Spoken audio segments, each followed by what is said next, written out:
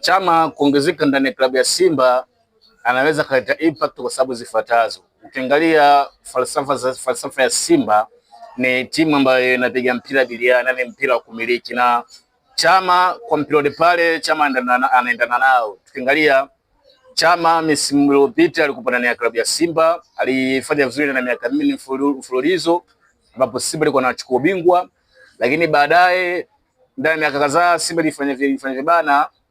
Chama mwisho wa siku akaenda kwenye timu ya Yanga, lakini kule falsafa ya Yanga na Chama zikawaziwiana, ndio maana Chama kuonekana kama drop kiwango, kwa sababu Yanga mpira wao ni wa speed, mpira wa kasi, na Chama ni mchezaji ambaye ni slow zaidi, ila ni more talented na kiwango kikubwa na uwezo mkubwa, ana kipaji kikubwa. Kwa hiyo kwa falsafa ya Simba, yes, kwa Chama ataendana naye kwa sababu Chama ni mchezaji ambaye ana ubunifu mkubwa, na ukiangalia pale ndani ya klabu ya Simba na pia ukiangalia ndani ya ligi kuu ya Tanzania hakuna mchezaji ambaye ana ubunifu mkubwa zaidi ya Chama. Yaani Chama ni mchezaji ambaye ana ubunifu mkubwa. Kwa hiyo akija ndani ya Simba ataongeza kitu kikubwa sana kama msimu uliopita alivyokuwa ndani ya klabu ya Simba.